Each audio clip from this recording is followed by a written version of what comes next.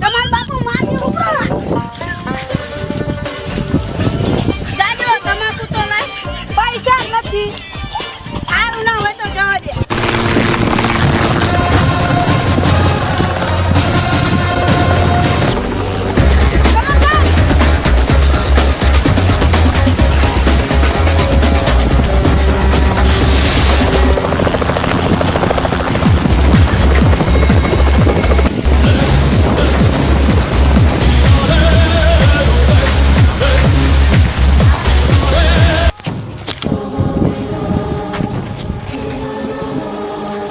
શાંતિ રાખો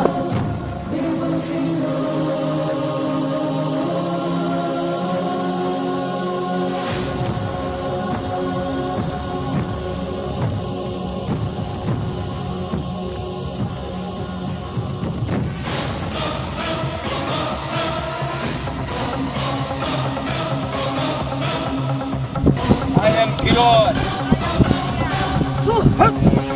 અરે મને તો એમ હતું કે ગુજરાતનો ડોન કોક મોટો સિંહ હશે. આ તો કુંડ જેવું ગોબરું નીકળ્યું. મને તો એવું લાગે કે આ પાકિસ્તાનનો કોણ કિંગ હશે આ તો માકડા જેવું નીકળ્યું અરે માકડા મલાડા ની વાત કરી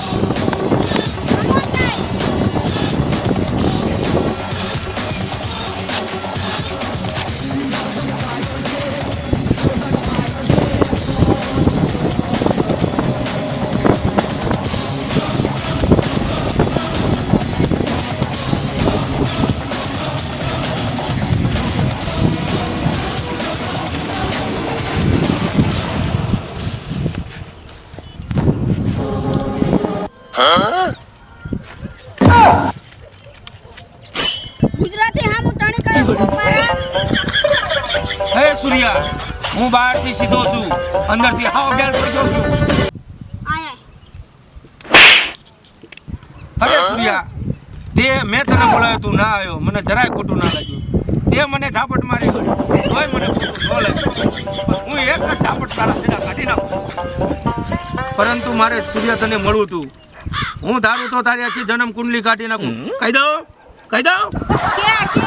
તો સાંભળ. તું નાનો હતો ત્યારે તારા બાપા હારે તું મેળામાં ગયો હતો. પછી તે તારા બાપા જોડે ખટારો માંગ્યો.